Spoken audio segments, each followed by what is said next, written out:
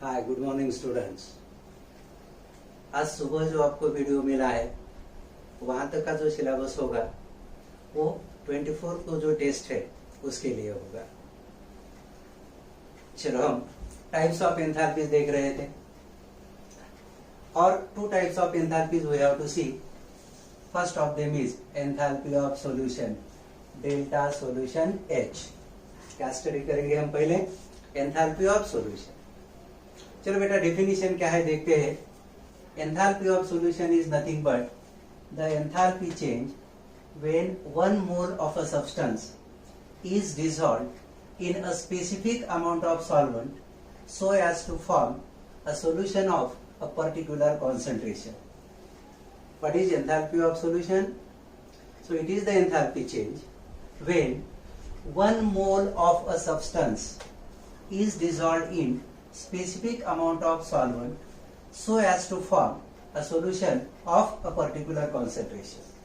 Means अगर हम 1 mole of substance यानी सोल्यूट एक पर्टिकुलर अमाउंट ऑफ सॉल्वेंट में जब डिसॉल्व करते हैं, स्पेसिफिक अमाउंट ऑफ सॉल्वेंट में जब डिसॉल्व करते हैं, तो हमें सॉल्यूशन हैविंग पर्टिकुलर कॉन्सेंट्रेशन मिलेगा और उस दरम्यान जो भी एंथैल्पी चेंज होगा that is called as enthalpy of solution. यानी 1 मोल ऑफ सब्सटेंस कोई गिवन अमाउंट ऑफ सॉल्वेंट में हम डिसॉल्व करेंगे, उस दरम्यान जो भी एंथैल्पी चेंज होगा, जो भी हीट एब्जॉर्ब या इवॉल्व होगी, that is nothing but enthalpy of solution. Okay, we know whenever substance is dissolved, heat is either absorb और इवॉल्व। कोई भी सब्सटेंस किसी भी सॉल्वेंट में अगर डिसॉल्व होता है तो कुछ अमाउंट ऑफ हीट या तो एब्जॉर्ब होगी या कुछ अमाउंट ऑफ हीट इवॉल्व होगी, रिलीज होगी। और ये जो हीट चेंज होता है during dissolution of 1 mole of substance in particular specific amount of solvent, वो heat change या that amount of heat is called enthalpy of solution. Consider example, when 1 mole of sodium chloride in solid state is dissolved in large amount of water to form its solution, delta solution H, enthalpy of solution is 4 kilojoule per mole. अब यहां देखो बेटा, जब भी हम aqueous लिखते हैं, aqueous का मतलब excess of solvent, large amount of solvent, और जब हम 1 mole of sodium chloride excess of solvent water में डिसॉल्व करेंगे तो उसका एक्वियस सॉल्यूशन बनेगा and during that 4 kilojoule of heat is absorbed and hence we say enthalpy of solution for this equation या for sodium chloride in its aqueous solution is plus 4 kilojoule per mole. यानी जब भी 1 mole of sodium chloride is dissolved in large excess amount of water to form its aqueous solution, इसे dilute solution भी हम कह सकते हैं, 4 kilojoule per mole it is absorbed as it is plus positive sign है इसीलिए। Similarly, if 1 mole of hydrogen chloride gas is dissolved in excess of solvent, large amount of solvent, water, aqueous का मतलब large water, we get its aqueous solution and यहाँ enthalpy of solution is minus 75 kilojoule per mole। यानी यहाँ जब 1 mole of HCl large amount of water, excess amount of water में dissolve होगा to form its aqueous or dilute solution, 75 kilojoule of heat is evolved. Okay, so we say enthalpy of solution of HCl gas is minus 75 kilojoule per mole। कुछ points हम यहाँ ध्यान में रखते हैं बेटा। Enthalpy of solution for those salts are not acid base.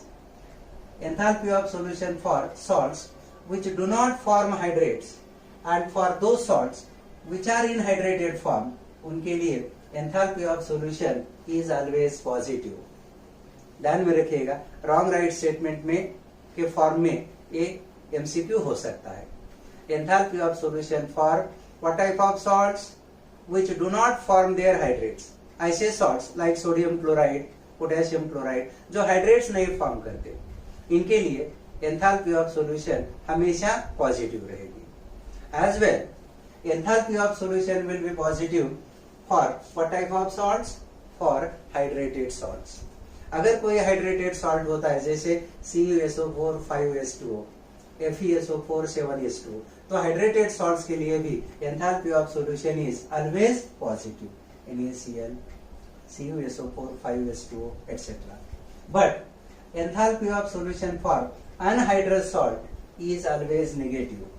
Anhydrous salt, हाँ, जो हाइड्रेट फॉर्म कर सकता है बट फिलहाल हाइड्रेट के फॉर्म में नहीं है, उस टाइप ऑफ सॉल्ट के लिए यानी अनहाइड्रस सॉल्ट के लिए enthalpy of solution is always negative.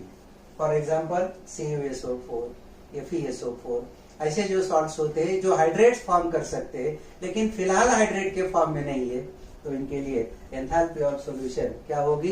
It is negative. Then factors affecting enthalpy of solution. देखो बेटा, enthalpy of solution for any substance, any solute, it depends upon 3 important factors. 3 factor पे ये depend करती है. First factor is solute solute interactions. What is the first factor? Solute solute interaction. If we consider, say, solid solute, we know in solid solute, solute particles are held together by intermolecular or interionic forces of attraction.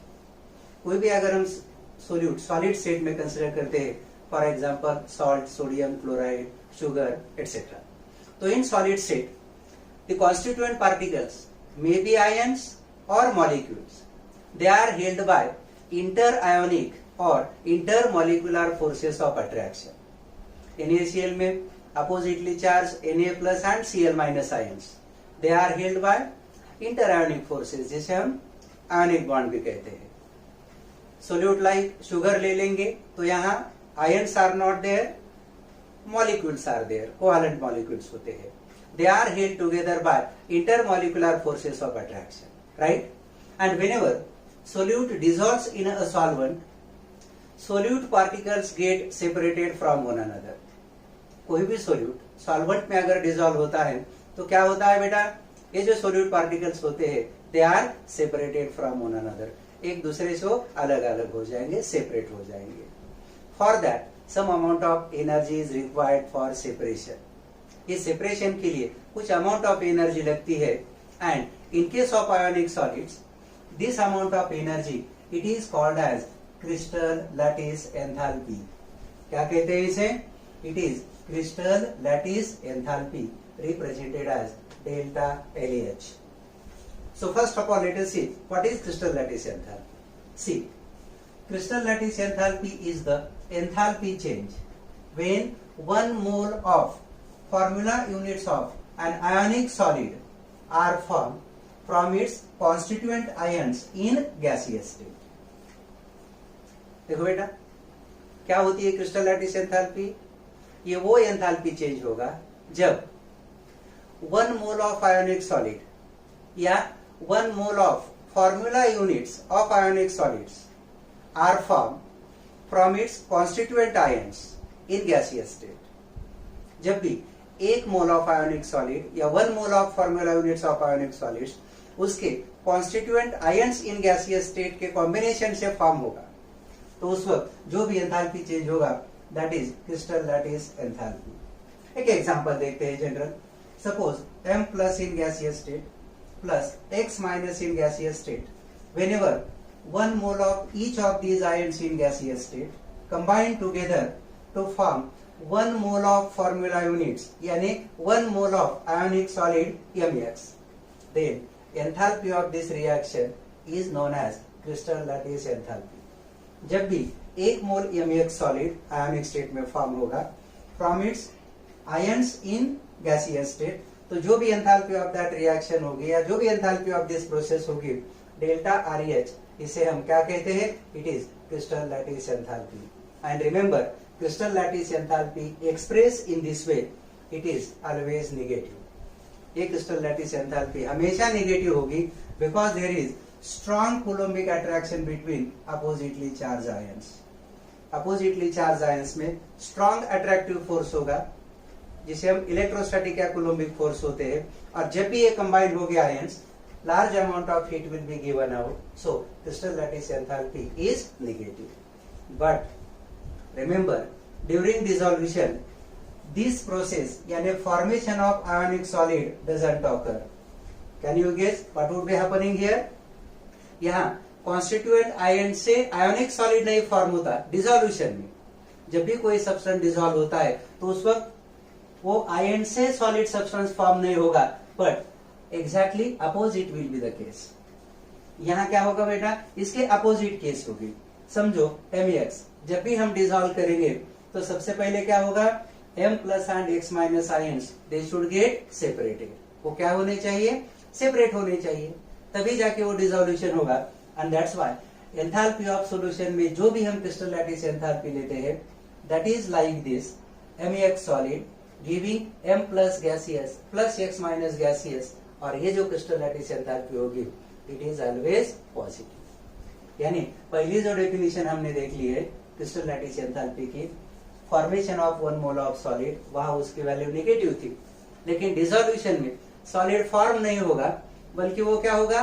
Break होगा. It will be broken down into constituent ions. तो यहाँ हम crystal lattice enthalpy की value magnitude में तो वही रहेगी, but sign में क्या लेंगे? Opposite, because dissolution involves breaking of solute into constituent particles. चलो एक एग्जांपल देखते हैं. If 1 mole of Na plus ions and 1 mole of Cl minus ions both in gaseous state combine to produce 1 mole of sodium chloride in solid state. यहाँ crystal lattice enthalpy is minus 790 kilojoule per mole. Means जब 1 mole of sodium chloride in solid state form होगा bye combination of कौन? 1 मोल Na plus and 1 mole Cl minus ions, तो crystal lattice enthalpy will be minus 790 kilojoule पर मोल. ये negative होगी.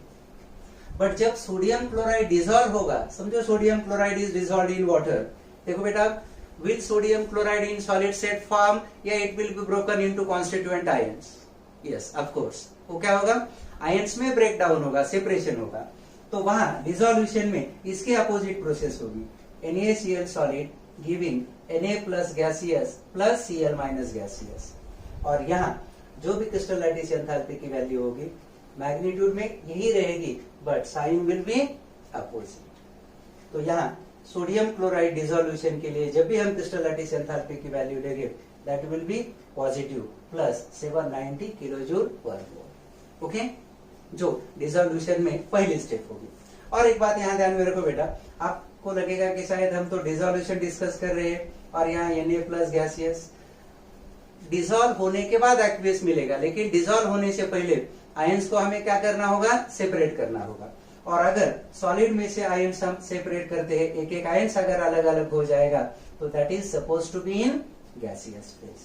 तो crystal lattice enthalpy formation के लिए नेगेटिव होगी किसी भी आयोनिक सॉलिड के लिए, लेकिन डिसॉल्यूशन के वक्त हम वही value equal in magnitude but positive यानी अपोजिट इन साइन लेंगे. ओके, तो ये पहली स्टेप होती है या ये पहला फैक्टर होगा ड्यूरिंग डिसॉल्यूशन. कौन सा? सोल्यूट सोल्यूट इंटरैक्शन यानी क्रिस्टल लैटिस एंथैल्पी. देखो बेटा, एक इंपॉर्टेंट पॉइंट हम यहाँ देखते हैं. जब भी आप inorganic chemistry particularly S block elements and there compound study करते हो, वहां सोल्युबिलिटी से रिलेटेड क्वेश्चंस बहुत बार होते हैं एमसीक्यू के फॉर्म में. थोड़ा उसके तरफ ध्यान देंगे. एक बात ध्यान में रखिएगा, higher the value of crystal lattice enthalpy dissolution occurs less readily. अभी हमने देखा अगर कोई सोल्यूट डिसॉल्व होना है तो कॉन्स्टिट्यूएंट पार्टिकल जो भी होंगे, आयन जो भी होंगे, उन्हें पहले सेपरेट करना होगा. NaCl giving Na plus and Cl minus, separate करना होगा उन्हें. अगर इसके लिए सेपरेशन के लिए हायर अमाउंट ऑफ एनर्जी लगेगी तो separation will be not easily possible. जितनी ज्यादा एनर्जी हमें ब्रेकिंग के लिए लगेगी, सेपरेशन के लिए लगेगी, ऑफ कोर्स डिसॉल्यूशन आसान नहीं होगा. So higher the value of crystal lattice enthalpy dissolution process occurs less readily. वो सब्सटेंस आसानी से डिसॉल्व नहीं होगा. And lower the value of delta H dissolution process occurs more readily. अगर डेल्टा एच यानी क्रिस्टल लैटिस एंथैल्पी की value lower होगी, कम होगी, मतलब क्या होगा बेटा इसका? आसानी से पार्टिकल्स कैन बी सेपरेटेड, वो आसानी से एक दूसरे से सेपरेट हो जाएंगे. यानी dissolution process will occur more readily. हम with the help of some example देखते हैं. बहुत बार आपने ये स्टेटमेंट सुना होगा कि salts fluorides या fluorides of alkali and alkaline earth metals generally they are less soluble than rest of the halides. Fluoride salt जो होते हैं वो क्लोराइड, ब्रोमाइड, आयोडाइड्स के कंपैरिजन में लेस सोल्यूबल होते हैं. क्यों होते हैं बेटा? For fluorides crystal lattice enthalpy is higher. Fluorides के लिए क्रिस्टल लैटिस एंथैल्पी हायर होती है, so they are less soluble. अब हायर क्यों होगी? Smaller size of fluorine. Fluorine की साइज स्मॉलर होती है and smaller the size of ion, more tightly are the ions held together. जितनी आयोनिक साइज स्मॉलर होगी, टाइटली हेल्ड करके रखेंगे उसे एंड सेपरेशन बिकम्स डिफिकल्ट क्योंकि क्रिस्टल लैटिस एंथैल्पी हायर होगी. लेकिन बाकी जो भी सॉल्ट्स होते हैं, क्लोराइड्स, ब्रोमाइड्स, आयोडाइड्स, यहाँ हैलाइड की साइज कंपैरेटिवली लार्जर होगी, so they are held less tightly. थोड़ी कम एनर्जी लगेगी फॉर सेपरेशन, यानी इनके लिए क्रिस्टल लैटिस एंथैल्पी क्या होगी? लोअर होगी and so they are more soluble. और एक पार्ट देखते हैं, यानी यहाँ crystal lattice enthalpy depends upon ionic size. Smaller size higher value. Barium sulphate आपको पता होगा बेटा, it is almost insoluble, but sodium sulphate it is highly soluble. Barium sulphate, sulphate salt of alkaline earth metal, and sodium sulphate, sulphate salt of alkali metal, first group element. यहाँ barium sulphate में Ba is in the form of 2+, dipositive cation होगा Ba. So higher the charge, greater the charge, more strongly are the ions held together. तो barium sulphate में crystal lattice enthalpy की value higher होगी and as crystal lattice enthalpy is higher for barium sulphate, it is almost insoluble in water.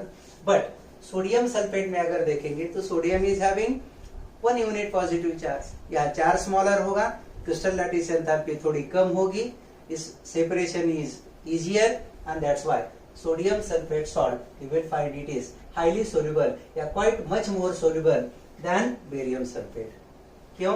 Crystal lattice enthalpy of barium sulphate ये बहुत higher होगी than crystal lattice enthalpy of sodium sulphate due to 2 positive charges on barium and only 1 positive charge on